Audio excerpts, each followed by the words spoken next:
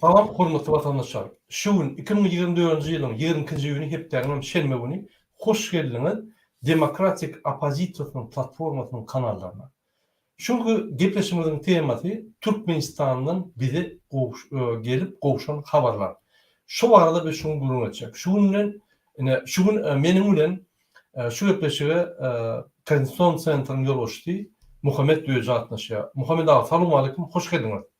Selamünaleyküm Murat ağa, selam vatandaşlar, hoş gördük. Muhammed ağa, eger de ruhsat berseňiz men bir kiçirak videolardan başlaýyn. Ýagny bize gowşan bir videolar bar we şu videoları analiz edip geçeli. Ine birinji videosy ine dinleyen şunu ünsörp verdim hormatly vatandaşlar. Şu Azatlyk radiosynyň TikTok'daky videosy. Ha, bir minut sesim men düzeli. Sesim düzeltmesem bolmaýar, bir minut.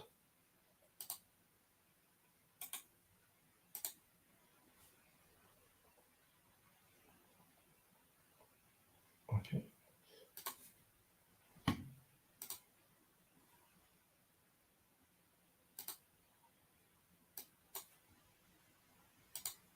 Konya neri var mı?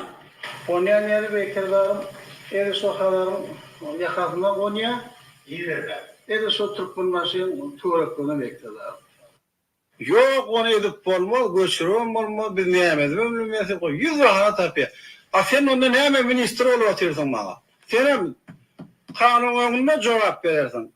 Buyurun kemçiliklerin için. Öğrenin bir işlerin bir deverde yaşı verdi, bize ziyan ettin yani. Hem metin yerine koyarsın. Var, boş. Ben ona başlı da oraya, ne çıktığına aitmanları. Ben onu tarzılık gördüm abi. 7 kanımızı bir harabzadılar, ya da işten ayır. Ben nasıl yapacağım? Hükümet saatlerle işlemez onu hükümet olmaz diye. Hem dedim tertip. Ben de çok koyayım, 7 kanımızı bir yol ayırıyor. Harabzadılar diye. Ben işgalleri ayarlamak, mesela vardı, mesela iyi aittim.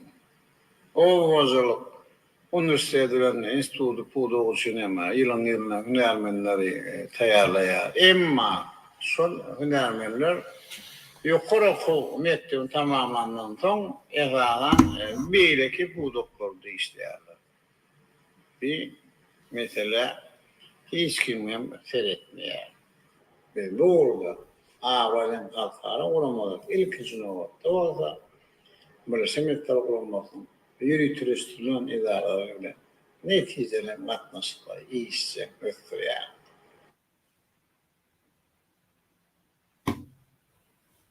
Ine hormatly vatandaşlar, şuraya video koyduk. Eger ünsörüm bolsaňyz, Niýazow Gurbanowa söýýär birinji. Sen başarın oqlat eýle beýledi. Edil 4 aýdan soň 2007 awgustunda indi bu adam Edil Niýazow ýa beýlikler söýýär. Niýazowyň ýa-ni hökümetinde bu bir atsyz bir samsakrak ýar bolup gelýän bolsa 4 aýdan soň 5 aýdan soň Niýazow ölen soň eýýän bu başgaça bolap başlady. Soňlary bolsa 2017-nji ýylda ýa-ni agzyna bir topar paýyş sözler alyp bu hökümetde ýekete Hudaý diýip ýa-ni özüni hata berip ýa-ni çykyşlar etdi. Men şöyle bir soru berjek bolýar. Muhammed ağa, şol 2007'de geçti, 2008'de şunu kaklı bolýardy. Yani diktator sistemini çalışıp bolýardy. Häzir Serdar Berdimuhammedow 2 ýylda şu kartinka ýaly bolup gelipdir, yani surat çygarýardy. Dine tekstler aýdyp hiç tat etmän 60-70% hökümeti Gurbanowy döwündürýär. Diýmek 30% häzirki kartinka prezident birden etjek bolýan onam etdireni Gurbanowy döwündürýär. Tizden hem ýa-ni Gurbanowyň aýdyşyna görä ine saýlar bolsa olmamayjak, özüm boljak diýär ýegenler bilen. Şulardan Gurbanowy kezzap, Gurbanowy Berdimuhammedow hökümetten gidermi ýa-da gizliň şo işläp durarmy? Öýlem hameleon ýaly, ýa-ni hemme wagt ýüllerini çalyp durur. Ine siz näme pikir edýäňiz? Murat ağa, bula ben näýilip aýtdym gowy, bula ne siýasatdan baş çykarýar, ne desturdan, ne adamkerçilikten. Ondan mın yani adam hükümeti eğilen adam hiç vakt hükümetten gitmeye. Şol için Berdi Muhammedov hükümetten gider bir yerine tavşırar deyip kellerini ağırda oturma. Ölse de ol hükümeti hiç mi verme. İminli şun yanak sistemalarda, ne tarih boyunca şeylerde. Burada en korkan adamlar yakın adamlar. En yakın adamları şunun düşmanını uğurluyor. Şu oğlu oldun, kıydı oldun, ayalı oldun, tapavut yok. Şol için bir öz oğlunu birinci özüne konkurent deyip katayet yani. Giyce ünlü yatı bilen ab. Şu birden başka hareket edemezsin şu deyip. Bunun arasında tapavutlan görünüp otu. Bir geldi Serdar, hiç olmanı eden daha ecesin getirip bir iyile görkedi, ben geceme bağdırdım. Öz ayaldım görkedi. Edibilen eğer dağıdı şol. Sebebi o stil işleyişini absolutni bahalana.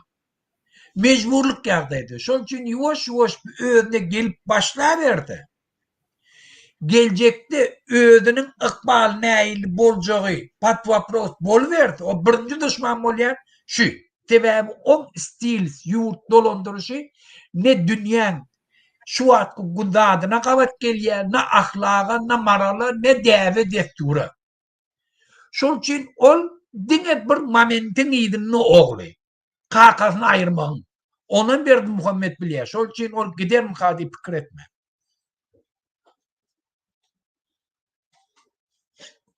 Murada men bollum.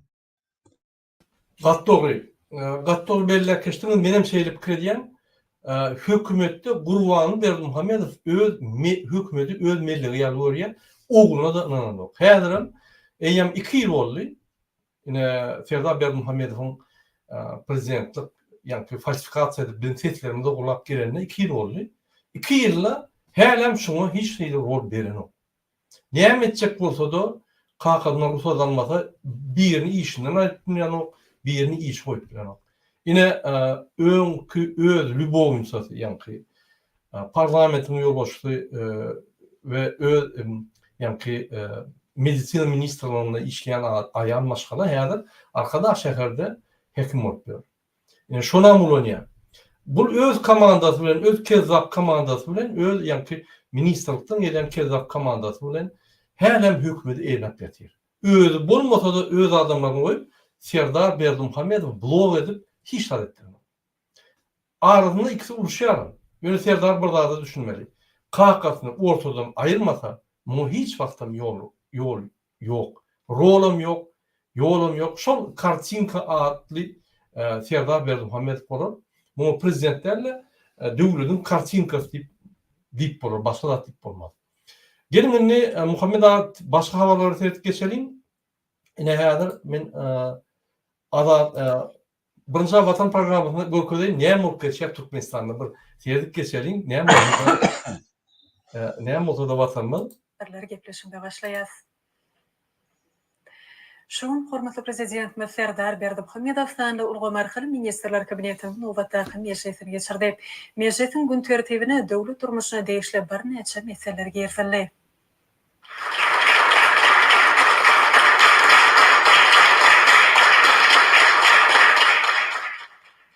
Salam hormatly ministrler kabinetiniň agallary. Biz şu ministrler kabinetiniň sany siyasat hakkında tohumçuluk hakkında Ministrler kabinetiniň agallary. Biz şu ministrler kabinetiniň sany uly marhale nowbatdaky meclisini geçirýär. Meclisde ýurdumyzyň durmuşyna degişli meselelere sereder. Hormat prezident. Yine ün söýlenim bolsa Muhammed Ağa 1 minut dälen, bir 30 sekundam däl, bir 20 sekund başyny aýtdy. Soň hemme zat ötşýär. Soň kabinet ministri Vatan habarlar programmasy geçirýär. Olar diň elin şaltýar şonu bu tordy. Şu görýän suratlaryny men bir daha da düşünemok. Bunu hem elmi dama ýani san tehnologiýany ulanýan nep goňşy binalardaky adamlar bilen internet baýmyş diýip ýani internetde ýygnak geçirýär. Men entek biz gereken göremde yok. Şunu oturup kabinet ministr yığınağını yani karşıdaş bolup geçireni. Menin pikirimçe şu geçiren o. Yani gurlavim bilen o. Neme diyeceğinden bilen o. Montaj edip bir de görkölyeler bir de Allah yine şu yığınak geçirtip tebevi. Yine şu kartinka son tekstini Vatan Haber programması okuyor. Boldu. Men pikirimçe başını şu bunu montaj edip bir yerlerde o zaman montaj edip bir de koy veriyor kabinet ministrinin yığına geçti. Hemme daha da Gurbanlığı geçiyor. Yine Türkmenistan şeyle. Siz mu ne mi diyecek Muhammed ağa? Men buna hiç komentariyam yok. Derdim İki yıldan beri şu geçen kabinet ministerinin öğrendi yok. Değil mi? San teknolojiyanın üstü bilen yakabı. İnternet yok Türkmenistan'da. Ya komşu binalar yakı edil bir 200 metre, 500 metre, 1 kilometre, 5 kilometre aralıktaki binadaki oturun adamlar bilen yakı yığınak geçirdim deyip 2 yıldan beri geçirip geliyor. Neme? Türkmenistan'da ulu katastrofalar gitti. Ekonomik kriz, sosyal kriz, politik kriz, teknolojik kriz, ekolojik kriz. Olur yani bir problemler ulu yani mümkün tuğka 100% geçirip yığınak geçirip bolunok. Ne yapacak şu ne diye? Ne yapacak şu yığınaklar geçirip bolunok mu? Şeyle 100% durup yani zadani verip yine bizim guruluşucu yani robot kartinka derler zadani verip nemedip yani geçirip bolunok ka. Men gen var yani. Men özüm biznes edenler ben yine koronavirüs olanlar hemen distansada işledik de. Men distansanı ervet gören adam. Distansada işlemek. Ne yapacak değil hani sebebi efektiviniz peteliye distansada olsun. O zaman ahir bir büro aldık. Büroda yani hemmetin büro getirdim. Büroda gelmeyeceğim oldu gün ayttim işten çıkın gidin. Yok olun dedim. Büro gelmeyecek bu zaman işten gidin. İnne her büroda hemmem de işleyer. İnne her ön hemmeti karşı değil. İnne hemmeti şey diye. Ey efektiviniz o ne sakaldı. Elbette. Elbette duşup gurlaşyan, pikralışyan, ne medyan derru meseleleri çöp gidiyen. İnne bu adam Türkmenistan'ın krizi vakti. Şol baştan beri o 2020'den beri elektronu yani sanalkalı kabinet ministri geçiriyor. Ana bir ötsük zat deyip yani bu bir gülkünçler. Kimi güldürecek kolya? Bütün dünyanı güldürecek kolya. Türkmen halkını güldürecek kolya. Şunun için Serdar Berdimuhamedov bütün opozisiyadan ulmazsalar %100 duruşup bir kabinet ministri görkölün bolmasa siz bizi utandırayan bütün dünya önünde. Hiç kim önünde Emme kabinet ministrleri Vatan Haber programı geçiriyor. Hem şolara minnettarlık bildirmeli. Şolara minister yani vazifeleri diktatörlere vermeli. Öğüleri geçiriyor hem de. Siz. Şuraya gülkünç yağdayım. Burada doğrusu aytdım. Mene hiç işim yok bile bilen. Bulan karamdağdalığından bilyen, akbak nadanlığından bilyen, bir nidan ojunlulığından bilyen. Şol için bulan etyen hareketler dine özlerini maskara etyenler. Şol için olara hiç maslahat emmemek. Dine men aladam Türkmen halkı Türkmenistanlılar. Şundan din masala, şu karamdağdalardan din masala hiç vakt o yaşayış görmeyen. Eğer ki Türkmenistan'da kadar yani gepleştik bir neştan haber var. Türkçe üstüne şurada yurdun içindeki bar katastrofanı görpedi. Yani aydı verme rada. Doğru, sağ olun. Qattıq verlek geçtiniz. Muhammed ağa, bizim halkımız bilmeli. Biz 20 tane soru verdik. Şu soru cevap yok. Cevap berip bilmedim. Cevap berip bilmedim. Şunun için işte ulu koyuyan kemçilikler için biz bunu atstafık edip işten ayıp tutsak etmeli. Neyemçip kakasına kriminalni taraftan hükümeti dolandırmanı ruhsat veriyor. Neyemçip bir topar kanunlar Türkmenistan'da işleyen o. Neyemçip bir topar bizim vatandaşlarımızın pasportları çalışan o. Daşına çıkmak kadar bir topar sorularımızı verdik. Şu geçerli fan teknolojiyanı geçiren kişi deyip yani şu soruya cevap vermen kaçıp aylanıp. Hormatly vatandaşlar indik materyal verelim. Yine hazır Adaletlik Radyosu bir maglumat verdi. Şu maglumatta yine men size kıyıt okap vereyim. Banya'da Aşgabat'ta yani 10. iyun'da 7. Banya'da Aşgabat şehrine bir sani ayal maşalan cesedini taptılar. Şu cesedini tapanlarına yine şu banyada şu yerde yani teknik etajı var, 3. etaj, ünitverin olsanız şu yerde şol ayal urup öldürüpdürler. Şimdi radyoda attığın öz versiyeti var, yine bize Türkmenistan'ın qoğuşun havaları boyunca şol ayal maşgalarını öz qarındaşı Daşoğlu MHM ulu yerde işleyen işler barıp şu yerde şol ayal maşgalarını yani sen men maskara diyen ya şu ikisinin arasında bir uludat bolupdur. Şol esasında urup yani tötüyenleyin şol ayal maşgalı ölüpdür. Yani bu urup kapılarını dövüpdür. Bunun organlarını nemedipdir bolin. Şu yerde öldürmeyeni var mıdır? Vurmanı varındır da elbette. Öldürmeyeni var olmasa başka yerde öldürürdü. Onun tüterleyin ölüptür de şol adam şunu niye cesedini çıkaracak çıkarmalı kredi tuğka daşına çıkanlar biri yani polis çağırttırdı, polisler barıttırdı, şu cesedi taptırlar. Indi şol MHM işgari polislere de prokuraturadan talep ediyor. İş yapın da men öldü onlardaşım iş yapın da biz özümüz düşünüşür deyip aydiya. Unutverin. MHM kezzabı, teröristi. Indi türmelerde, rahatlarda aktivistleri, gражданları vurup öldürüyorlar. Ola indi koyuldu. Indi öz kardeşlerinden vurup öldürüyorlar. Ona kanun yok yani hem medadi yapın da işler yapın da hem medadi yani nemedin de iş yapın iş at bulmadı ya kişi edin de prokuraturadan talep ediyor. Prokuratura da şunu gizliyor. Malumatlar doğru gizliyor.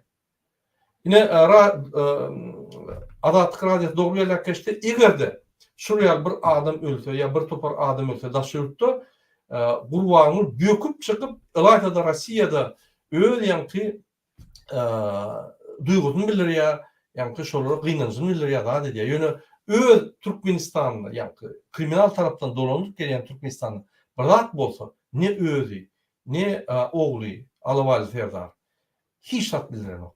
Hatta şu da bulmadık yani yine şuraya da buldu. Yok şu da. Ofisyal yani milletin malumatlarda medya tercihlerinde yok şu malumat. Demek şu bulmadı. Demek hiç yerde tasdiklanmadı. Prokuraturda girdi. Yani şeydi bunlar bütün dünya bu kartinkanı görkecek olup yani kabinet ministrinin kartinkanı görkecek bütün dünyanın Allah gelir. Yine şu materyalmen devam eden sonki yani saatler görkecek devam eder. Muhammed Ağa. Ne mu ne diyecek? MHM işgari öz kardeşini öldürüyor da prokuratura yaptırıyor işi. Bir Türkmenistan'la şu atlam dep bolanda haçanam hükümet işine hükümet kanunu koruyucu işlerini alacak oralarını pul bilen giryan adam o zaman hükümet taraftan sonra kanunu bolup pul kazanmağa ruhsat verilen yurtta o zaman bunu yani cinayetle belli. Ola cinayetin üstüne aşacak olana özleri cinayete baş koşuyorlar. Pul kazanmak için. Yukarıdaki naçalnikten veren pullarını tapmak için bulaşan yanıklarla baş koşuyor. Ediliye ölen adamı ölmettiği vet yerle pasport bir yerle günahsız adamı günahkar edip belli yerle hava biziyat kemilen hemme da şol için bir diyor şu şol için maytiyak bizim halkımızın aladası şundan değilmek olmalı bu belli men bir kişiden haberin üstüne durup geçecek Murada yani Türkmenistan'da bir neçe tane buğday meydançaları odalıptır. İnne bunun sebebi teknik priçine olmak mümkün. Yöne halkın kahar kadalan köpeğidir. Halk işlep dayıkarla dehmet çekip buğday öndürüyor. Birci tonla buğdayım şundan alıvelen. Hem mesni elinden alıp gidiyor. Şunu yani yağdaydı dayıkarla kahar edip öyle otlamak mümkün. İnne bu hadisada gurrun şunun üstüne kombayından çıkan uçkunla, kızgın uçkunla şola yakıttır. Tekniski niparyadak bolon için neydi? O zaman inne ştada problema neydi? Dayıkan neçe devam edecektir. Bir yıl devam etti, inne almalı. Hükümet ona tohum veriptir, Onun udabreniye veripdir, su veripdir, şolan pullarını ondan sonraya. Bulam diye o dallı men nereden bereyin şonu? Özüm sizin günahınız. Indi şunu var ha. Şu dayıkanın boynuna koyacak olyalı sen özün otladın deyip şunu. Hem ne için? Sebebi eğer şunu kombayının tekniski nispravnosti boyunca eğer odalanma olsa onu ne için kombine şun yanak derecede. Onu o hizmeti cerime tölemeli, iştiraf tölemeli. O nemette on yukarıda ne için on kontrol etmeyendir hakim değil. O zaman en antadı kime? Dayhanın üstüne atacak oluyor. Gör bu haramda adalan edip gören dağıdını. Yani şun yanak yurtta benim halkımız yaşapıyor. İkinciden tebii hadisede yani bir tofor yerler filallı yani kaka teorekte oluptur Aşgabat'ta dünyanın ilmollu Balkan vilayetlerinde bir tofor adam ölülle ve cahile yıkılarlı ve bir tofor ziyan eder. İnni şunu hükümetin öde kömek edene, bir tofor Aşgabat'ta biznesmenli özleri, öz kardeşlerine, dağıtlarına şu zecir çekmesin, kösenmesin deyip kömek ediptirler. Şoları mehkemeyin işgärler barıp siz hem için şu pulu berýäňiz deyip aýtýar diye. Siz şu günüňizden hem inni diýinjek bolýaňyzmy? Biz size zat diýerdik ya ýene bundan galjak şoları etme. Hükümet inni halkın özü bir-birine kömek etmeginiň öňüne geçýär. Bu haramzadalar şey diýip. Üçüncü ulu mesele yani Türkmenistan'a gidip gelen bir ayal maşgala var. 6 yıllar Türkiye'de yaşayıp çağalarını görmeye pasportunu unutmayan Türkmenistan'a gidiyor. Gelip ağlar burun veriyen dağdı ne hemen. Ben ne? Anlık varıp diye boron vaktim. Dine inni ol aeroportta koronavirüs bağlama için 60 mandallıla eli o gururla başka. Men diye ayetten başlayana katnaşamak diye. Ölüyen adamdan sağını köp diye. Şun avatıkla diye adam tatlıklaya. Hem adamla medisine diyen dat yok. Banlıysa dini ölmek için var ya adam. Onunla da şu ölecek olsan yine derman gerektiğip tenden pul alıyorlar diye. Men niye öz doğunun diye reanimasyon akiderlerine şu tarzda reanimasyon kaptanını otoğda oldum diye. Şu tak girenlerin hem ölüp çıkıyordu. Gözüne getir. Hemmedi. Ben şu tarzda bir gün bollum 5 adam öl çıktı çağırcıdan diye. Vatandaşlık. Bizim Türkmenistan'ın yardayı. Şimdi bol devlet ne mi? Murad Ağabey'de. Şu Kanada'da kavar yayladı. Kanada 46.000 tane öz grajdanını Livan'dan alıp kaçacak oluyor. Ne için? Şu tarzda uruş olmağı mümkün ya. Sonra samolyot uğrat ya. Karabul uğrat ya. Öz grajdanlarını bir de uruş bulamasın şu tarzda şoları alıp kaçacak oluyor. Bizimkiler ne mi? Öde milyar pul uğurlayan. Vatandaşlar ehaneketinin bedbahtçılığına. Siz şunu edin. Eğer şu saatlerden bir dinmezsek bizim çağılanmaz hiç vakit oldurmuş üstün edip bilmeyen. Şunu hem Türkmenistan'la bilmeli. Hükümetin içindeki işleyenle de bilmeli. Hükümetten daşın ne işleyenle de bilmeli. Daşarı yurda gidip özlerine biznes edip falan edip gören adamla da bilmeli. Eğer Türkmenistan düzelmese bizim bir yerde kazanan pulumu da hiç de. Biz şu karmaşlamız halat edecek olup öz yığınanca pulumuz şolara vermeli oluyor. Şu haramzadalara vermeli oluyor. Öz çağalanmazın vatandan ayrı da dışarıda saklamalı oluyor. Şol için şu hükümetten biz dinmeli. Şu haramzadalardan dinmeli. Nada ayıplar. Doğru aytdın. Ine benim bellek geçen ine ünsörün hormatly vatandaşlar Adatlyk radiosu bellek geçýär. Ine şurýaly fiilattır bir topar kanala joşupdyr.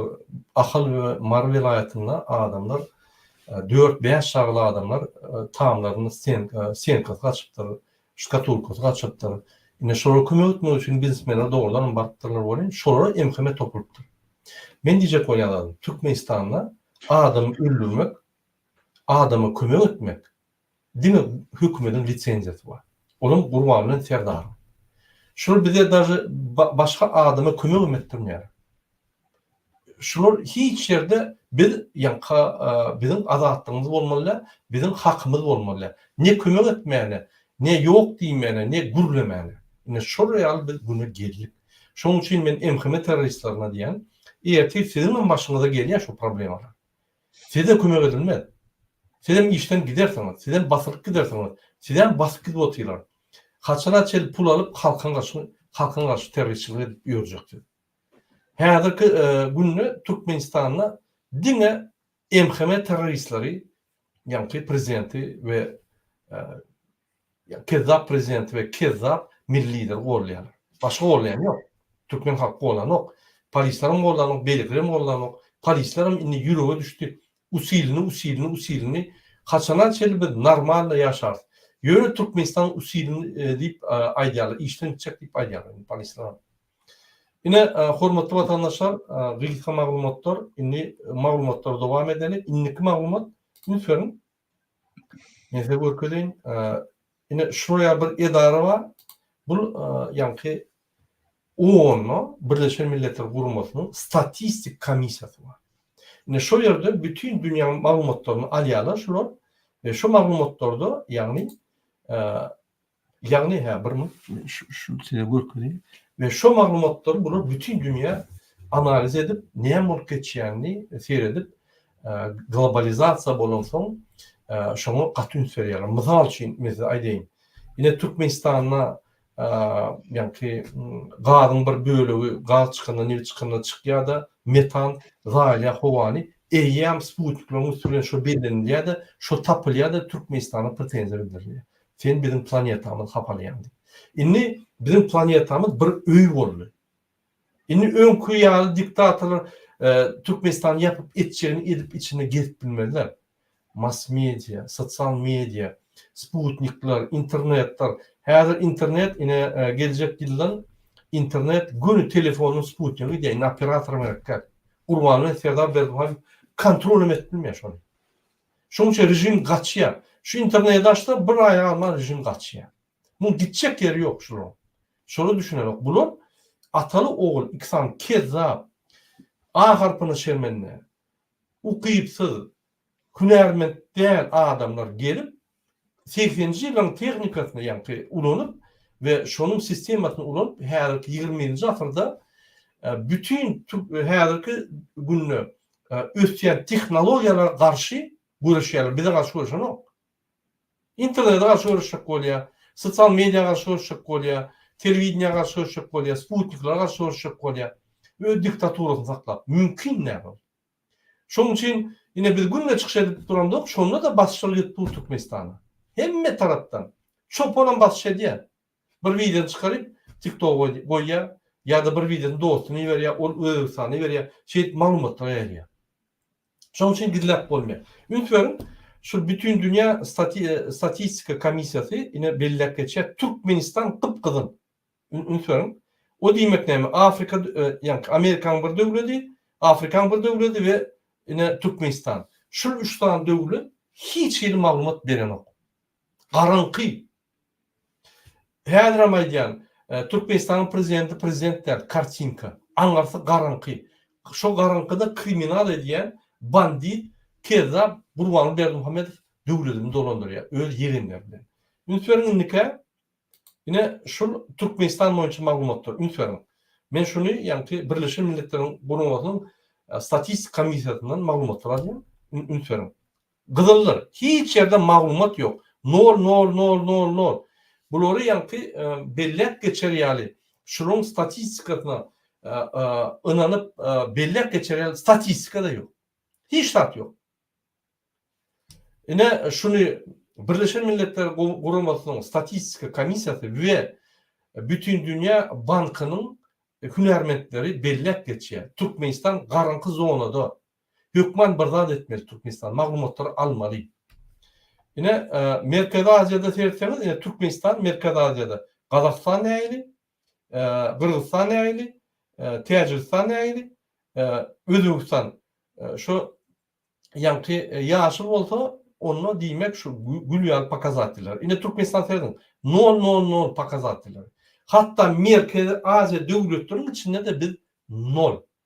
Men şoň üçin size her wagt aýdýan, Türkmenistan yapık döwlet.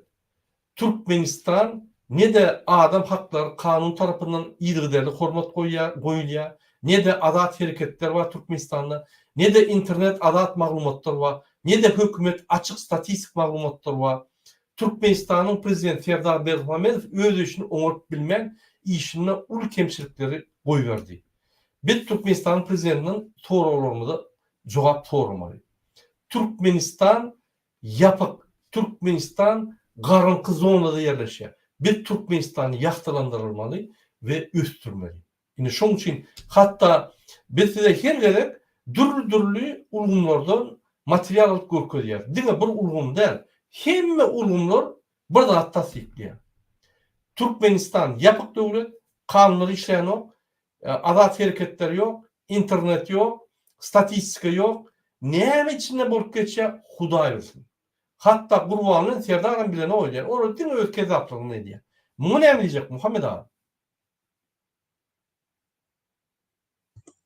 O şu zatlardan görk etmeklik ne mana biz Türkmenistanlılara aytjak bolýar. Bir tovar adam aýtdy, ay gulaly urluk asuda ýurdumyz we falan näde özüňiz anlamak. Türkmenistanyň asuda görünýärligi hiç informasiýa bermeýärligi üçin.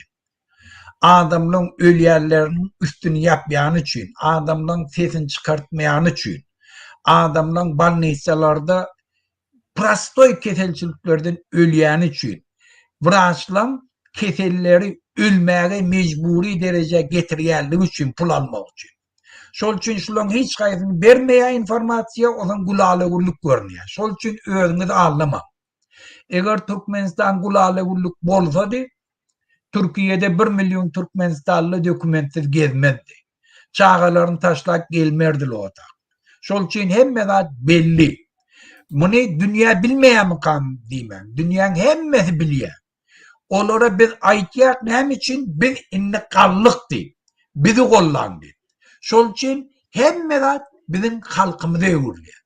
Biziň halkymyz eger şunkun yerli ýerde öz haklaryny talap edip gaçsalar, şu hükümeti dünýäň ýüzünde gollajak döwlet ýok. Döwlet ýok gollajak. Hiç kim Putin hem gollamaýar. Şu wagtda ýani Tajikistan'da pervarot etçek oldu deyip Demokratik Partiyasının, parlamentinin agzatını, komisiyasının başlarını önkü Daşary işler ministerliğini tuttular. Bilen näme için tuttular? Ola birden etçek olup da. Bunun korkýany tebebi ortiýet, ýanky ortiýetdäki bolan terrorçylyk hereketten soň birden ortiýet göz ýetirdi. Orta Aziýadäki diktatorlar öz halkyny gatyksan üçin ortiýedyň içinde problemi döremeğine getirdi. Olaň ekstremizmi goşulmagyna getirýär. Şola da ortiýedyň içinde ortiýedyň durmuşyndan bolup biljegine göz ýetirdiler. Şol üçin ola da bir topar variantly gözleýär. Rahmanowym şondan korkup şol adamları ortiýedyň speslužyjy bilen baglyp ortiýet başga variantlar gözleýär diýip korkup şolar aýryp otdy. Türkmenistandan hem korkýar. Şol üçin eger halk ayaga galyberdi, halk öz baglygyny görkezse, öz hakyny talap edip başlasalar, hemme dünýä jemgyýetçiliginiň interesi şundan ibaret ki, bir normal döwlet öz halkyny razy saklap bilýär. Dünyadaki bar normativlerin ramkasyna işläp bilýän döwlet ýolbaşçylarynyň gelmegini arzu etýärler. Şonam gollajaklar. Şol üçin muny Putin gollaýandyr, ýa falan gollaýan, şol aýagyny direp şu bolar diýip duran adam ýok. Bir ýöne duran üçin. Putin'e şun kun amatly ýöne çaly gördü, probleme derejegini aýyrjagam. Şu sebäpden Berdimuhamedi saklayan adam yok eğer halk islese. Halk islemese hava onun üstüne sevdat etken. Yöne halk biraz hareket edip başlasana. Halkın nardaçılığı daşarı çıktı. Dürlü görünüşünde. O zaman devletlerin ünsem şolun hiç daha da onarmayanlığını göz yetirýärler. Şonu hatta kollayanlı da şolardan diýjek bolýar. Şu sebepten bizim halkymyzyň aktivist bolmagy, hereket etmegi, özüniň barlygyny bildirmegi, protest etmegi, köçe çykmagy, kahar gadaply öz isleglerini beýan etmekleri en esasy rol oynayar. Bütün dünyada ilimizde duruyor. Şunu berk ýadyňyzda saklan. Şu sebepten hem Berdimuhammed'in bütün howpsuzlyk slujbalary hemme zat etýär, öňe çykan adamlary garalasynlar. Halkyň hereketini, halkyň öz hak hukukyny talep etýän hereketini başga ýerlere urup-durjak bolýar. Şu sebepten şu zatlara da hoşýar bolmaly. Biz häzir ikinji Murad aga bilen gepleşdik. Şu temaň üstüne gowy aýratyn durup geçer. Men her ştada oturýar Murad aga. Sağ olun Muhammed ağam pikiriniz için. Doğrudan vatandaşlar ineteydin. Müntörplerden. Mesela yeni buraya görkedeyin. Yine statistika boyunca Türkmenistan kızıl. Hatta Afganistan'da da statistika işliyor. Yan uçtan çıkan devlet 4 yıl oldu. Uçtan çıkanlar 4-5 yıl oldu. Şu devlette de statistika işliyor. Şu devlette Taliban deytenem hükümet var. Şu devlette de parakçılık var. Şu devlette de olur yani adamlar öldürüp yören oklar. Şu devlette de biznes et bolya, İslam devletine gidip bolya, gelip bolya, İslam pasportlarına bar pasport çarşıp bolya, konvertasiya var, ortaça aylık $700-800, $1000, $1,000 içinde aylık bolya, arkayın işlep, üst başladı Talibanlar, o da üst başladı. Talibanlar bolmasa teröristler deyip hatap edilir bütün dünyada. Yine şuraya Türkmenistan yapık, statistikası yok. Edilen hem kezzapçılık Türkmenistan'ın için doğru. Şunun için yapyalar da hiç hak görülmüyor. Dine Vatan Haberleri programına yani şu herlem şu Vatan Haberleri programı hem kabinet ministri geçiriyor hem devlet donunduruyor. Kalanlar dine kezzapçılık talyalar halkı ve devlet talyalar. Hormatly vatandaşlar, innik tema geçeli Muhammed ağa men şunu aýdyp geçjek. Ine emheme teröristler boýunça. Şunu häzir allygyna, daşyna gorkup içinde yani protest etjek boldyk. Adamlar hereketlenip başladı, gorkup indi daşynyň içinde işleýärler. İçinde bir topar adamlar batışlar edýärler, bir topar adamlara yani maglumatlar ýygnajak bolýarlar, adamyň ýagdaýyny, pikirlerini biljek bolýarlar ve daşyna da ine şular bir topar aktivist diýip özüni hatap edýän adama ulanyp ya gönden göni ya hyzmatdaşlygy buýrup ya da başgaça ulanyp ine şeýle diýerler. Ine şoň üçin daşyna da agentler aktivleşýär. Allygyny demete çöldürýär. Beýle jogam berdim. Biz olar hatap edem, dogry aýtsam. Ine şol hyzmatdaşlyk edýän adam hükmünü ine eger de biz seýretsek Allah Murat Rahim'in edýän işi edil emhemen arduwy. Opozisiýany dağıtdy. Opozisiýadan ýaşlar aýyrdy, ýaşlar dağıdyp olar bastyrdy. Yani meýerligem gitdi, maksud bede gitdi. Hiç olar waýynça hiç adam eden ok. Diňe meýerligiň kakasyny samtyk edip görkezip, yani özüne gero edip görkezip bir yani perdaç koydy.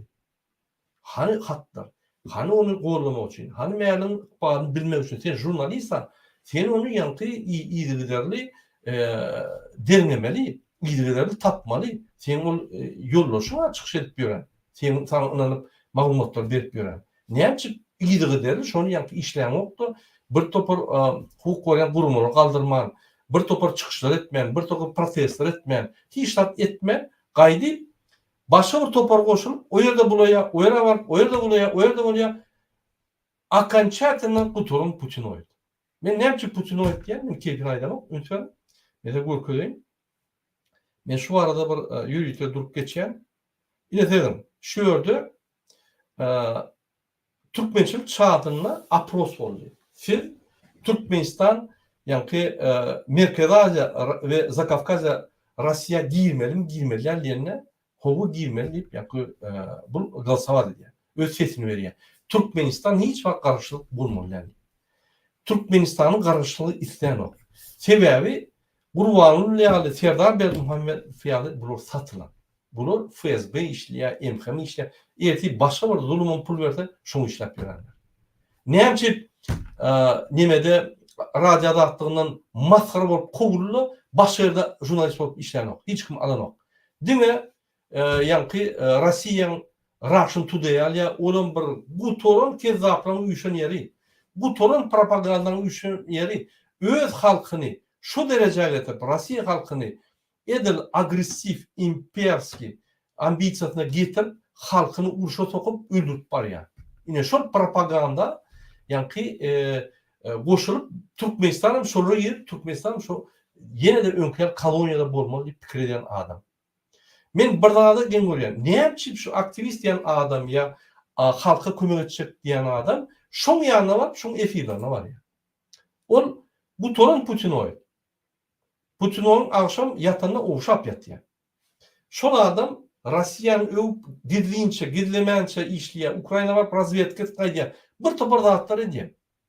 Näçe Türkmenistanyň opozisiýasy, arasda gidýän opozisiýa, arasda aktivistler şoň efirine bar ya. Men prinsipialne baramak şoň efirine. Birinji gerek bardım, gördüm manipulasiýa diýeni derhal durdum, gülüp otyrdım şo ýerde. Durup gaýtdym. Opozisiýadaky işleýän adamlar, aktivistler, bizim halkymyz bilmelini kim emhemede, kim emhemen edýän iş ne diýär? Kim emhemeni gollap opozisiýaga garşy görüşýär? Ýa-ki arkadagy Ferdar we arkadagy Alawaly Ferdar arkadagy garşy görüşýänlere kim garşy görüşýär? Onu düşünmek, bilmek köp ýa-ki institut tormaly. Anyk. Ine şonuň üçin men aktivistlaram, ya öňe aktivist diýenleram, ya da grajdan aktivisti, siyasat aktivisti ya ýöne sada adamlary görüşe çağırýar. Görüşelim ho. Bu reali Rahim fiýalyklar goşulmaly, Saparov, Rahimov, Rahmanov bular diňe görüşi başga tarapa gidip hemme bulaşdyryp, hemme pytratmak bilen. Men gözüm bilen gördüm Rahmanov, Rahimov edeni. Goşulma, görüşelim, öz watanymyza eýe çykaryň. Başga zatlara üns bermäliň. Gyýyryp otursunlar öz kanallaryna, pok kanallaryna. Näme mesele şonu etsin. Şoň üçin biz ine hakly görüşçüleri çağırýar. Gelin goşulun. Bizim bilen goşulmasaňyz öz başdak ýören biz sizi gollaryň. Häzir Türkiýede aktivistler näme diýeni mene hiç düşünemek. Bize garşy görüşýär, oňa garşy görüşýär, muňa garşy görüşýär, öýlerini ýitirdiler. Dogry. Öýlerini ýitirip, ertesi gün bir zat bolsa ýene de biz kömek edäýmezek, kömek etjegem ýok. O kezzap hazy koýýarmy? Bir ýa-ni bu tarapdan sen satar maglumatlaryň, bu tarapdan bir press release'lerde grant alyp oturur. Başga kömek etjek ýok. Ine şu zatlar kellerinize aýlan. Görüşjek bolsaňyz, bize inanmasaňyz, öz başdak görüşiň, ýöne görüşiň. Başka bir yerine töhmet atıp, başka bir yerine yankı neme edip, o görüş değil, düğünü görüş değil. Yine ben şunu çağırıyan dedi. Muhammed ağa, şu temada koşak dağdığımız olsa? Murad ağa, gözde ben biraz başka çara nimet yerine, gözde bizim hareketimiz yaman yaş. Türkmen halkının, Türkmenistan'ın häzir siyasi hareketi tarihi yok. Bizde başlanış öz başlykdan soň bir topar hareketleşeyle boldy. Häzir bir ýurdyň içinde bir siyasi hareket bolup, topar bolup hökümetin içinde goşulşyp bir siyasi kultura alan biz bir milletde häzir. Şol üçin bizim düşünjämiz siyasatdan öň, öz hak hukukyny goramaklıkdan şu Sovet sistematyny bir zat bizim kellemize saldylar. Eger sen hakyň talep etjek bolsaň, kanunçylyk talep etjek bolsaň, sen siyasi bolmaly, bir siyasi partiýa degişli bolmaly, o siyasi partiýanyň programmasy bolmaly, ustaw bolmaly, sen şoň agzasy bolmaly, şoňa çilen bolmaly, şuň ýana paniýatçylar bilen bizim halkymyzy siyasatdan daşlaşdyrdylar. Siyasatdan daşlaşdyrmak demek öz ykbalyna bitapawut etdiler.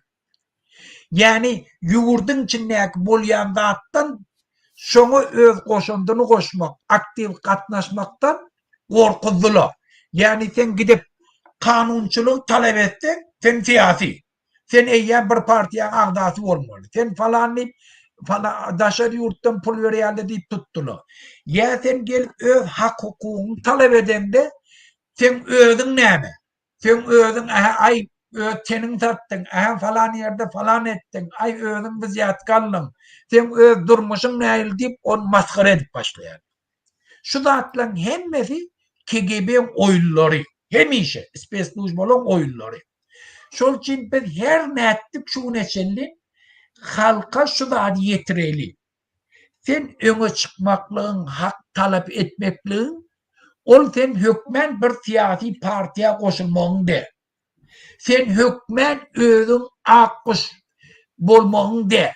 Sen adam öldürenem bolsun. Sen bir tavır hakmanma sen suud ederlerine. Şu hatta devlet şunu hükmen nemetmeli. Türmeye basanlarına da sen türmede sen bir tavır hakmanma şundan hayırlanıp diye. Sen viziyat kalıp durdun. Bolya viziyat kalıp türmeyi. Böyle türme seni bir 20 dolar için 50 yıllar türmeye basıp bilmerler. Ya şu ne 50 yağdaydı alıp durdun. Ya sen birci yanlışın bilen sen gelip o 5 yıllar 2 yıllar türmen içinde saklamaklık hükmen nere? Onu dışarıda koyup pat kontrol saklap bolya.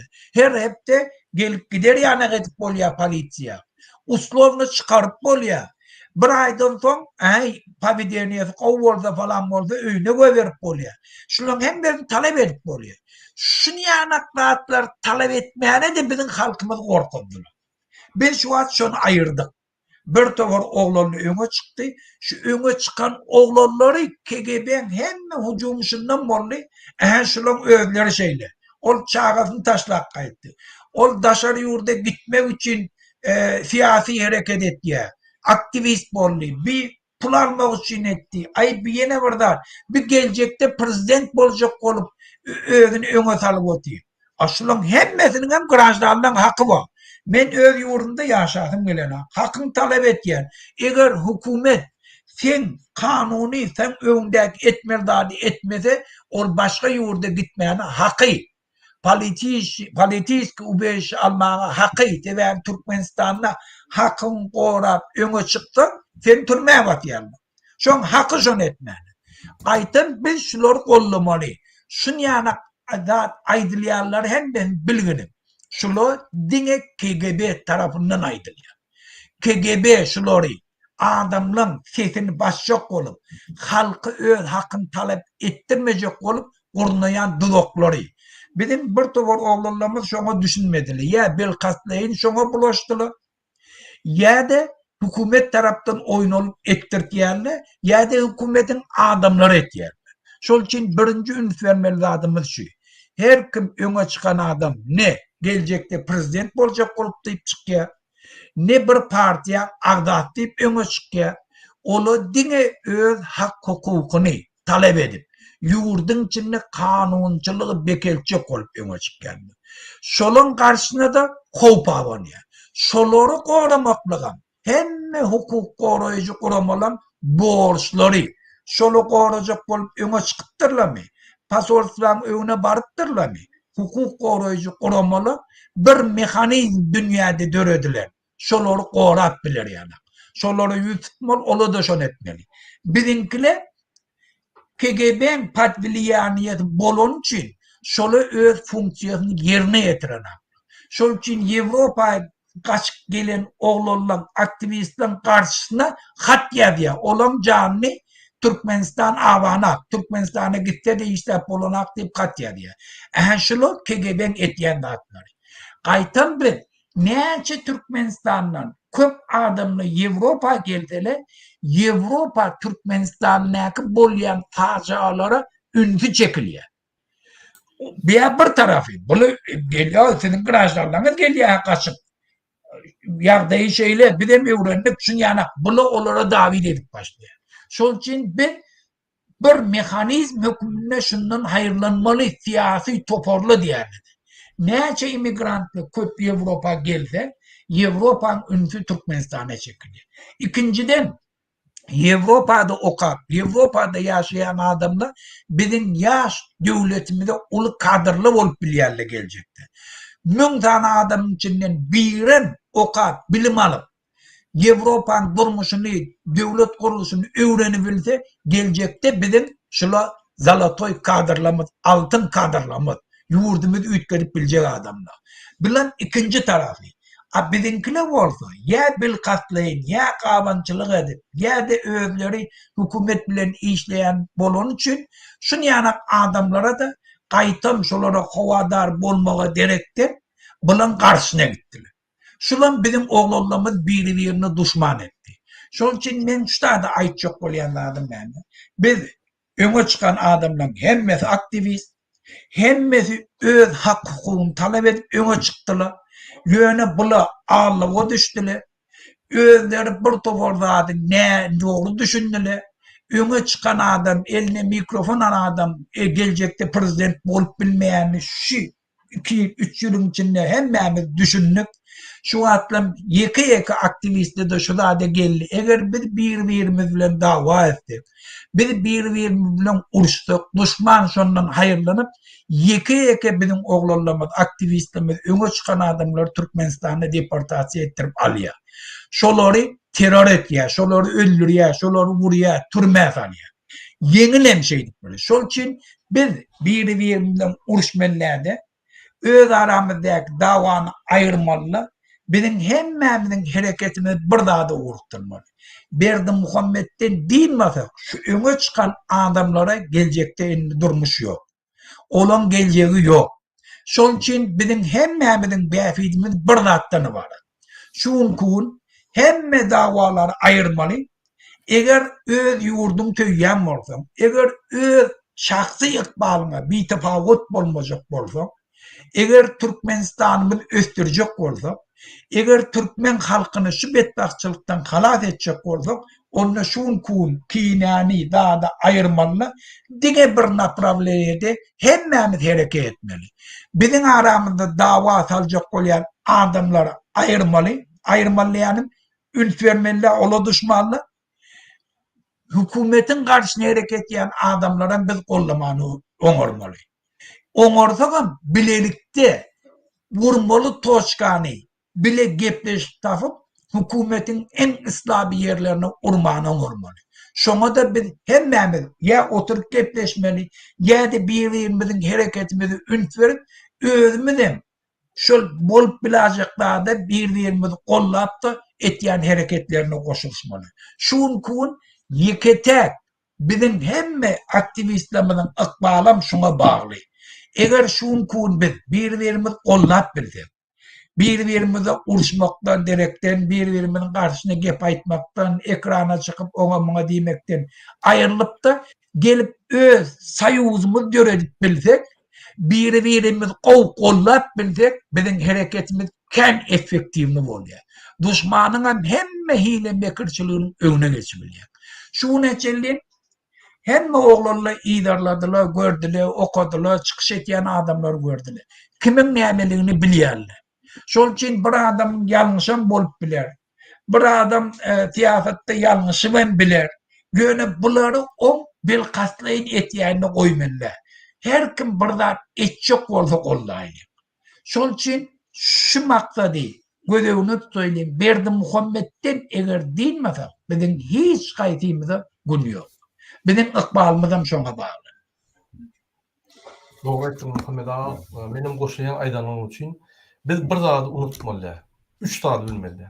Şu gün prezident saýlawlary giden ok. Hiç kim prezident bolan ok. Şu günde rejim %99% zulüm edýär bizim halkymyza, doğum anlaşmamyza hemmetine. Şuna görüşmän biz öz aramızda bir düşüşmedik bolsa görüşýär. Oň arasynda da Rahimow ýaryklar bundan beter ýanky hemmetini bir-birini uçturýar. Şu zatlar aýyrmaly. Şu günde hiç ýer saýlaw ýok. Saýlaw Türkmenistandan bolan. Hemmemiz baranmyzda. Hemmelerim girip Türkmenistan'a. Birinci bellek koymalı. İkinci bellek koymalı. Bir topara koşulun. Bir topar öğrediniz, dövrediniz. Koşulun ya eyyem tayar topar koşulun. Onun tapavı yok. Yönü kurumuşluk bu olayım. İkinci, görüşün. Başka dağda vakt yitirmem. Şermentiçilik, Onun gıybati, mun gıybati näme gerek bolatdyr? O diňe wagt alýar. Biziňe wagtymyz ýok. Men bunu aýdym. Gije bunu işleýän. Men günne çykyş edilmem, wagtym ýok. Maşgalamy eklemeli, men finansiýa edilýän bir topar zatlara men gije bunu bir topar tökmetçilere jogap bermeni wagtym ýok, bunu aýdym. Diňe wagtymma, bir açyk wagtymma şo wagtam Gurbanyň Serdar Berdimuhamedowlara Türkmenistany edil ýa-ni gawa balan büget bolup durun ötüşüne ne şol adamlar gaş görüşýär. Ananyň gaty dogry berlek geçdi ýaňy biri. Ine Nur Muhammed Anaýew diýem şunu. Ýok. Ine şu adam. Ministrliň güni halkdan gowulugy ýok. Her gün gorkuda ýaşap kaçan owadan depe gidermikäm diýip hani Türkmenliň ministrleri, MHM, Çopon, Potrotçy, doktor, muallimler bütün Türkmen ýok edelin şul haramlar, bütün Türkmen bolup ýok edelin diýerler. Gat dogry aýdýar. Ünferim, ministrlerim, sen kezapçılık etmesen sistemadan gitmeli. Sistemadan gitjek o zaman basılmalı. Sen köp taat bilýän. Ministrlerim bilýär şonu.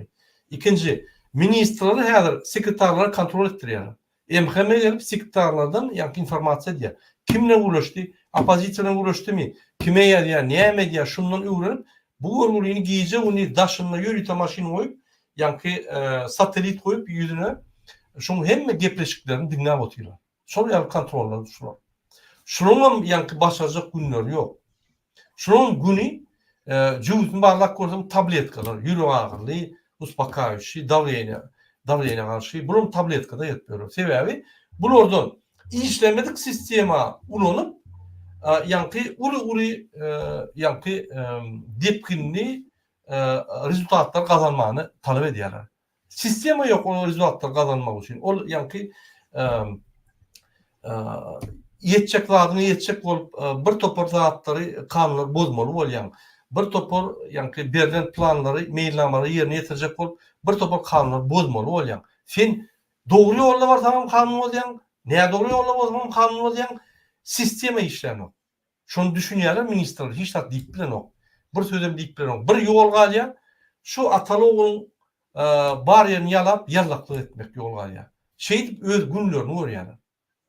Muallimler, çopanlar, ýa-ni direktorlar, ministrlikde, ýa-ni bir ministrlikde, medisinada işleyen adamlar, hökümetden her türlü ulgamlaryna işleyen adamlar olum kösenýär. 150-100 dolara ýaşajak bolýarlar. Mümkin. Sen hökümet kezapçylyk etmeli. Ya bir ýerden bir zat oğurlamaly, ya bir zat ýa-ni onu alap maşençilik etmeli. Alaç ýok. Goýun şu zatları gelin hökümeti çalışalyň-da normal hökümet saýlalyň. Kim bolsa şo bolsun, utan bolsun. Açık ýa-ni bütün dünýäni çağırıp görkezeli, hiç ýerde falsifikasiýa ýok, utan bolsun we şonu etsin. Ýöne ol geljekde şun kunna her kim görüşmeli.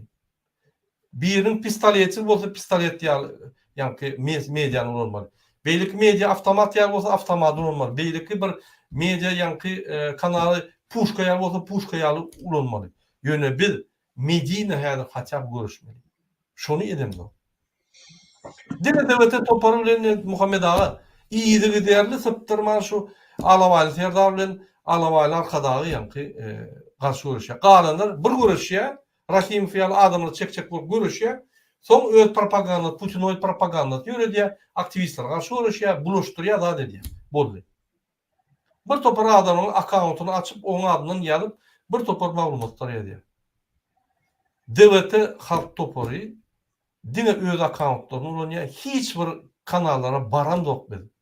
Ýazam dok biz. İşimiz hem ýok, wagtymyz hem ýok.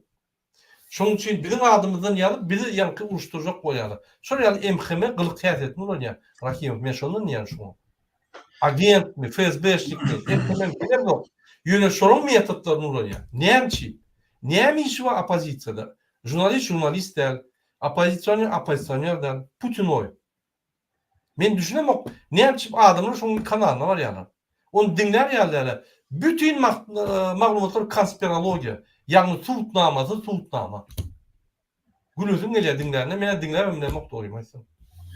Ne şu ýalda biz üçmeli, Üç görüşmeli. Her kim öz linyasını görüşmeli. Tapağı yok. Rejime karşı görüşmeli.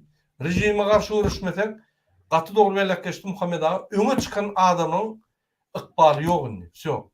Hükman alt gidiyorlar sizleri. Şoň için görüşüp bilmeseniz minimum yani arkadan görüşün yönü görüşmeli. Açık görüşmeli. Murada men bir birlajeniyem ma hemme şu täze öňe çykan ýaş oglanlar we aktivistler aýylamaz kenna ýaman köp. Täze soňky döwre bir topar ýaş oglanlar çykdylar. O çykyş etýär, hiç zat bilen işlerem ýok. Diňe ýurdun içindäki problemany ekranlaryna gelip aýtýarlar. Ýaman gowy hereketler bar kenna.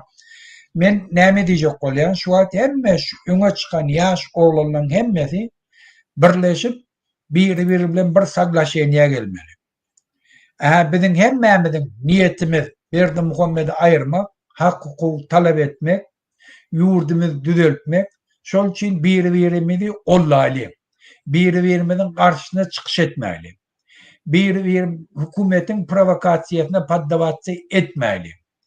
Eger Berdi Muhammed şolaň garşysyna bir zat etjek bolsa, hayfi urtede bolsa, özümüz borçlu bileyli, şonu giýje günni ta şonu çykarýança şoň ýygyna durayly.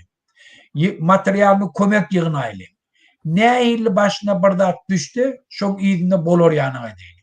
Şunu ýanak eger bir saglaşyňa gelip bilsek, hemme aktivistleri biz agdy beremedip biler, olar goradan biler, şunki etişleri ýanak. Olar Ortaýetden bagir ol ýanky ýaş oglan alyp gitdiler. Hiç kim habarym ýok. Sebäbi şeýle bir bilen uruşdurdylar. Bidire otoporo botoporo böldüler. Odan ýeke alyp gitdiler ýerden nämeligini bilemdi. Haçanam şu öňe çykan täze aktivistler özler birleşip şu ýanak bir zat döredip bilseler, ýöneşel ol hökmen toporam däýiş adamda. Diňe ekranda bir-biriniň garşysyna geplemeliler. Bolly, hükümetin karşısında näýili gepleşik boldan geplen, näýili tede sonra komment ýazýarlar, uruşturjak bolsalar, ol taň hakynda beýdidi, bu taňa beýdidi diýeni olary üns bermek, diňe hükümetin karşısına, ýurdun içindäki problemalary beýan etmäne wagtyňyzy sarp edin. Şonu ýanak etýän oglanlary biziň hemme bilelikde gollaýly. Ozan şolary hiç zat diýilmeýär hükümet. O bahana da tas bilmeýär. Şu an birini oňa söwdürdiler, oň üstünden arda ýazdyrýarlar, men şahsiýetime diýip, muň üstünden oňa demetdirdiler, meňa beýdidi. Ozan on başga bir ýerde aýdandadyny oňa uratýarlar, şeýtirip uruşturup berdiler. Şol üçin şu zatlardan biz habardar bolmaly. Şulaň hiç gaýty gerekkä. Biz biri-birimiz bilen guda boljak bolamda. Biziň hemmemiziň ykbalymyz nämeden ibaret? Berdi Muhammedy aýyrmakdan. Ýurda eýe çykmakdan, halkın meselelerini çözmekten. Şu da değil, halkın söýmesen, bu da goşulşyp bolmaýar. Şol üçin biz halkymyzyň öňünde özümiz borçly diýeli. Şu halky hemme kemçiligi bilen söýeýlim. Şular üçin hemmeler edeylim. Şonu biz hem hakykat aýdar, hem glavny öz ýurdumyzda etjek bolýan liniýeden, watan töýçilikden eýlek-beýlek qymyllamar, eýlek-beýlek urunmar. Bize aýdylýan töhmete jogap berjek bolup, halkyň bäfidini ýyga goýmar. Halkyň bäfidinden gafil bolmar. Doğru. Gatdogry belläkeşdiňiz Muhammed Ağa menem goşulýan. Gatdogry belläkeşdiňiz biz Rahimov Allamrada karşı däl. Biz Soyunowa karşı däl, biz Ikrimowa karşı däl. Biz ýani kim ol ýene beýlekler hiç kime karşı däl. Biz ýekete Alawaly Serdar we Alawaly Serdaryň kakaty Alawaly arkadaşy. Näme? Şol iksan kezdap bütün biziň toplum garnaşlarymyzyň külünç çykaryp barýar, ölüp barýar. Günden günnäle şeýle bir şertler döredýän, öldürüp gidýär adamlar. Öldürem gyzylan çağdan unutaly diýär. Etjek zat ne diýär? Gurbanly Berdi Muhammedow ananyň aýaly utanman oğul gerek öňe çykýar. Her gece muňa ýaşlylar getirip berýärler. Institutdan, universitetden. Gyýlar indi gillenip gelýär universitetden, institutdan. Ýürüten adamlar var, baryp aýlanykda ýene gül bermeli, eýtmeli, beýtmeli diýip allap ýanky zorladýarlar onu. Şol ýaly kezzap bu torun. Şonu hiç kim görüşen ok. Öz aramızda bir topar zatlar aýdyp görüşüp bir hakyn giden ýaly kişi bolup ya oňa şu görüşüňde awraň galýarmyş diýip awraň hiç wagt galmaýar. Awraň kaçan galýar? Kaçanna organizowany, strukturna, netijeli, manili görüşler. Ol bizim aktivistlerin efirlerine tersen iceten kakatlan ontran goyan ok. O da hatta aytman da efirde. Ol diýmek sizin derejeniz pes. Rahim faydan olsa aýtsyn, o öz derejesi özüne gerek. Yani siz öz derejenizi yitirmen. Birinci, ikinci, düşünmedik bolsa hökman janyp bolýar, guruluşyp bolýar, düşünşip bolýar. Onu hökman ekrana ılgap gidip aydyp üstüne tökmen atma. Ol bir eýýem siýasat der. Eýýem näde ol?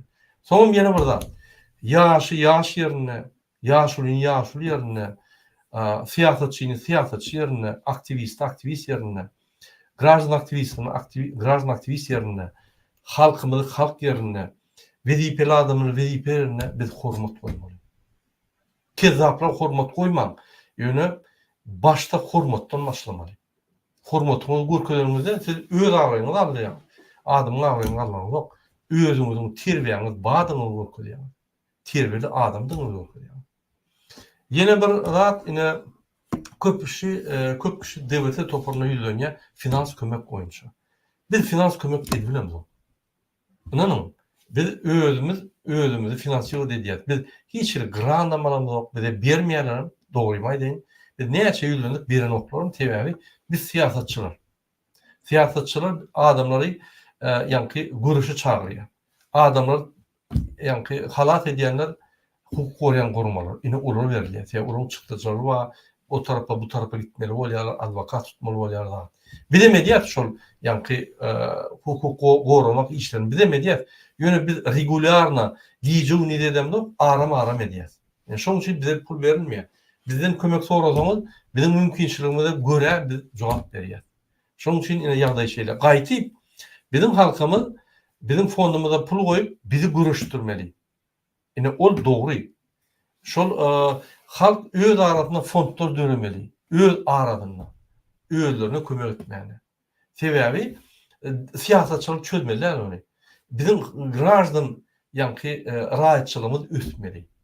Bizim jemgyýetimiz ösmeli. Bizde jemgyýet hem ýok, siýasat hem ýok, siýasatçylar üstlerini boklap ýatylar. Aktivistler dinleteňem, halky dinleteňem, sebäbi siýasatçylar anan oklar, sebäbi siýasatçylyň näme diýänini golan oklar, düşünen oklar. Köp zady bilen oklar. Ösmeli dinleň, özüňiz siýasaty öwreniň. Siýasat bilmeýän adam bul bolýandyr, ýadymdan çykarmaň. Sen hökman siýasatçy bolmaly, ýöne sen siýasata düşünmeli. Şoň üçin kim näme siýasat edýär? Rahimow näme siýasat edýär? Ya başka bir yer siyaset ediyor. Düýüji näme siyaset ediyor. Gurbanow devlete näme siyaset ediyor. Ol anyk bizim üçin. Biz kim görýär? Näme siz bir siyaset etmeýän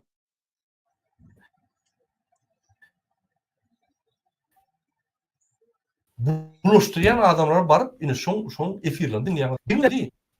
Olar size hiç wagt ýeňişe getirmez. Olar size hiç wagt gowy ýola getirmez. Şoň üçin daş tuğramızı buluştu. O adamlar nimetlerini ösüyorsunuz. Elbette adamlardan doldursanız şol yani kulçuluktan çıkmasınız. Yine şuraya maslahat. Şunun için aktif olmalı, cemiyetimiz olmalı. Dine bizim cemiyetimiz iyeti şu adam iki saniye Serdarlyň Gurban Berdimuhammed ölen ýagdaýynda da cemiyetimiz bolmasa, gurulap bilmesek biz ýene diktatura ýykylars.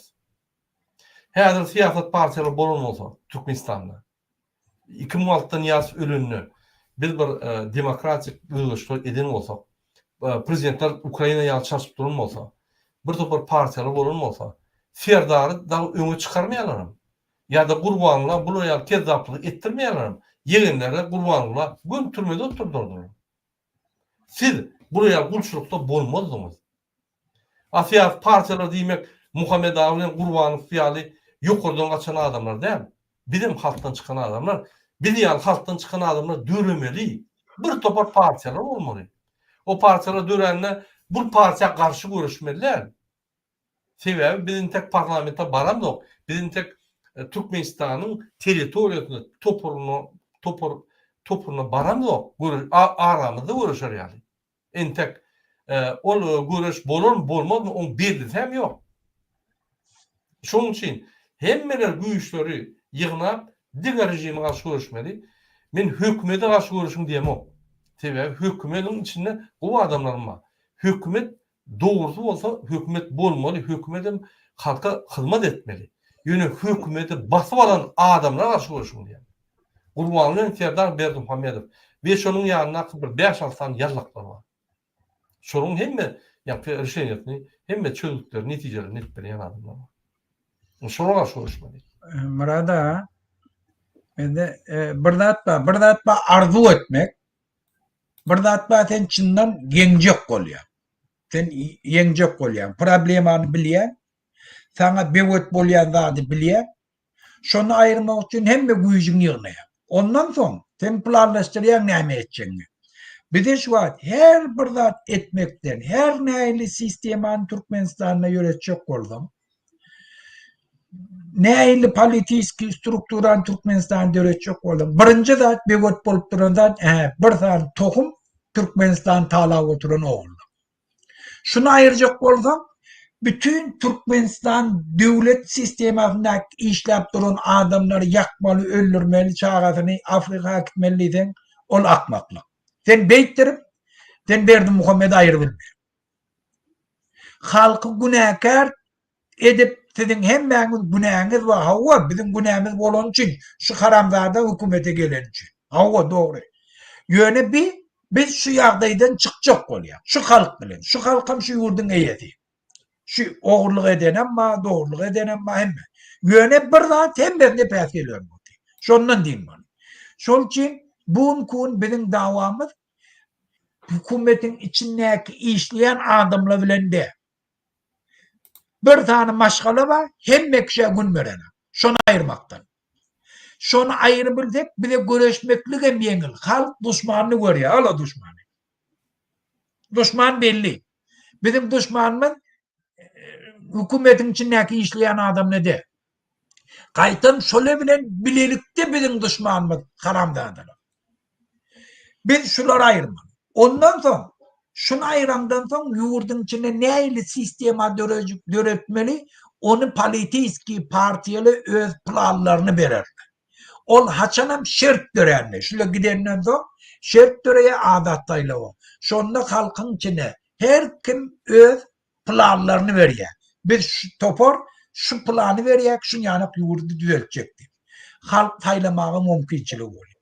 Dünýäň tejribesi doly hemmesini öwrenip biz ýurdumyzda şonu getirmäne, şolardan her ýurdun tejribesinden dogry öz ýurdumyzda gabat gelýän haýyrlanmaga şert döreýär. Şol üçin birinji şert Berdimuhammed aýyrmaklyk. Olam bizim hemmämizi birje zady urtdurýar. Şol üçin lozungyňyzda ay hökümetin içindäkiler jinayatkar, olar öldürmeli, olar falan etmeli, ol diňe bize ziyan ýetirýär. O yani biz şu zatlar diýdik, yani halk ýatyberin. Hemmesi bulan günäkär, betbar. Şol üçin täze türkmenler başga bir zawodyň içinde türkmen ýatamaly arasynda türkmenleri şolary getirip bu türkmenleri kırıp odan täze Türkmenistan urjak diýsen o bolup biler. Ol biderek. Ol akmaklyk. Kim şonu diýen bolsa niyeti şu halky bahtly etmeklikde. Başga bir zady bak, onu biz bilen de adyny türkmen goýjak bolýar, näme goýjak bolýar bilen. Ola bilen işimiz ýok. Şol üçin kim şonu ýanak lozingler nemetdi, bir ýalňyşdyr. Şol oýuna girmeýdi. Bizim şu wagtdan etmeli zadymyz dünýäň taryhy, tejribesi bize subut eden zady hiç bir ýerde rewolusiýa bolana halky täzelep başga halka getirip rewolusiýa eder.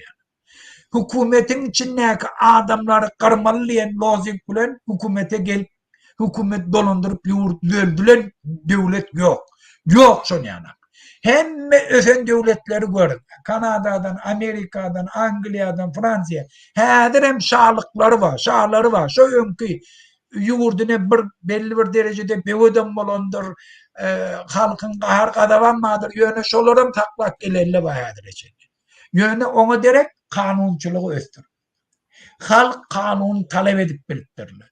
Halk ýurdun siýasatyna aktiv gatnaşypdyrlar. öz ıkbarlaryny özleri çözüp bilipdirler. Ýöne ýurdun içinde grajdansk uruş bolmar ýana. Olan palnamoçyalarından ýuwaş-ýuwaş awalyp ýurdu üýtgedip bilipdirler. Şunem iň öfen döwletler şo. Şol üçin dünýäde primerlik köp. Bizde belli düşmanymyz, şu düşmandan ünitimizi ayırmaýly. Galan şuna karşı göreşýärlerin hemmesini öz dogalmaz şuun diýip gasap edýär. Ozam şuların birinin karşısına hükümet bir zat etjek bolsa, şonu gollamaga taýin bolaýdy. Ol ay beýleken aragıçypdyr, ýa falan edipdir, ýa eýlemişdik, ýa öz ýanlysy bar diýip biz bahana tapmaýly. Şol üçin biri-biriniň karşymyzda hiç de adam diýmäýli. Hawa biriniň köp kemçiligi bardyr. Maňa näme? O 10 kemçilik. Şuň kun ýöne Berdi Muhammediň garşyny ikimiz bilerek etdik. Erti kun prezident boljak bolsa, ay dost şonuň aýyrmasaňa halk taýlamar. O biz aýdyp biler dost hökmünde. Sen niýetiň eger prezident boljak bolsaň, onda şuň ýanarak bolsaň, men pikirim boýunça etmese öz işi. Bize näme diýişdiýär bu? Bize gerekli şuň kun her kim Berdi Muhammediň garşyna göreşýän bolsa, şonu biz dost edinmeli, şonu gollamaly, şo bilen bilelikde hemme güýjümi uğurtdyryp Berdi Muhammedi aýyrmakdan bolmaly. Oya doğru aýtdym. Muhammed ağa menen belläp geçen devlete halk gerekedi. Mümkin taktiçki bir kısany ädim yanlış edýändir, ýöne strategiçki gaty dogry bar ýandyr. Sebebi Ütgedip bolýar, hemme zat ütgeýär, Murada, hemme zat ütgeýär. Awa. Şonuň üçin hormatly watandaşlar, güreşi dowam etmeli, durmalylar. Diňe şul güreşde gazanjymyz bilen biz öz ykbalymyzy çötbilýär. Sen häzir Nur Muhammed Anaýew bol, Saparov bol, Rahimov bol, Soýunow bol, Gurbanow bol, beýlik bol tapaw ýok. Biziň geljeğimiz ine şuňa bagly. O Gurbanow bagly, Anaýew bagly, oňa bagly, muňa bagly. Diňe biziň güreşimiz bagly. Şul gyýsy etapda açyk etikan dogurlap, bir-birine hormat goýup, diňe bir zada ýapyşyp görüşýär. Başgaça biz gazanıp bilmez. Murat Gurbanow bilen düýeji hiç wagtym ikisi ýeňip bilmez. Nur Muhammed Anaýew bilen Saparov hiç wagtym ýeňip bilmez. Iklim bilen Soýunow ýekölleri hiç wagtym ýeňip bilmez. Hemmemiz üýüşüp ýeňäýmesek, bu rejim ýyktyrmaýar. Bu rejim ýykjak bolsaň, arkasynda bir topar milliardlar dur, goşunlar dur, MHM'ler dur, polisler dur, Putin dur, Putin'in goşunları dur. Doğru düşünün. Biz öz watanymyzy öz elimizde almaly. Biz öz watanymyzy öz elimizde alıp başlasak, Putin'in garagaçya, goşunlaryň garagaçya, hemme garagaçya. Doğru düşünün. Bu çözgüdi kıynan bolsa gatansaktır. Yani ondan çıkarmam. Şundan biz efirimizi tutarýar, hormatly watandaşlar. Murada, men ýene bir dakika goşaýyn. Watandaşlar, biz göreji başladık, şol için neme diýip oturmaň, umytsiz bolmaň diýjek bolýar. O sözüm dogry. Şularyň hemmesi biziň halkymyzda tejribe. Bir halk şulardan geçmeli. Biz hem şu prosesi geçip otýar. Bize üstünlük. Şu zatlary, şu kynçylyklar biz ýeňi bilmesek, ýurdumyz hem erti düzelip bilmeýär. Erti ýurdun içinde de grajdanlyk uruş bolýar. Şol için biz häzir şoňa ýetmäni şu zatlary ýeňmen uğrunda gürleşip, diskusiýa edip, ýol tapyp, maslahat berip etjek bolýanmyz. Yani geljekdäki problema dörecip biläjek zatlaram şuň kun öz aramyzda düşünşip şondan geçýär. Yani vaksinasiýa etjek öz halkymyzy. Şu zatlaram açyk aýtýar, bar problemalar aýtýar, düşmanyň etýän hereketlerini öwrenýär. Näinli ýolla bilen biziň agdalat etjek bolýar, näinli ýolla bilen bize diýan ýetirjek bolýar, öwrenýär, halk görýär, hemme kiçikler bolýar. Şularyň hemmesi bir proses. Şu prosesden biz geçip otýar. Bir çağa adam bolýança şu balagyna da saçmaly, fiýmeli, ýykylmaly, maňlaýyn döwmeli, aýagyny döwmeli, geplerine nä dogry sözleri ýazjak bolany nä. Şularyň hemmesinden gelýär. Sen ýalňyş ýazsaň, gep falan etdiň diýip ondan gyn görülmeýär. Biziň halkymyzyň hereket, siýasy hereketimiz şuň ýanyk ýazjagan ýanyk. Şol üçin adamlary öňe çykan adamlardan biz gyn görüp oturmalylar. Sen falan yerde yanlıştın. Ha o yanlışındır. Näme çağa aýdyp bilmeýän o çağa kan falan etdim. Bulam şunu ýa-da biz şu siyasi tejribäni geçip otýar. Şol üçin başarsak bir-birimizden mulahatly bolaýly, bir-birimize hormat goýaýly. Kim berdi Muhammedin karşısına göreşýän bolsa öz ýakyn adamymyz diýip hasap edýlik. Şolaram gollamanyň oraýly. Gelin vatandaşlar öz ýurdumyzyň problematyny öz elimiz bilen, agdybirlik bilen çözeýlik. Hoş sağ olun hormatly vatandaşlar. Ine şu temada biz oturýas. Biz Agdybiýerge sizi çağırýas we size birinji bilen jan halyk arzu edýäs. Türkmen halky hökmanyň bar. Gitjek ýeri ýok. Türkmen halky hökman öz azatlygyny alar. Türkmen halky inni kolonial halk bolmaly. Russiýan koloniýasy ýa Hytaýyň koloniýasy ýa Türkiýanyň koloniýasy. Ya Amerikanky. Hiç Amerikanky. Hiç öz halkynyň ýesidir. Türkmen döwleti öz halkynyň ýesidir. Diňe şoň üçin biz görüşýär. Hoş sağ olun, indi kepleşikler çelim.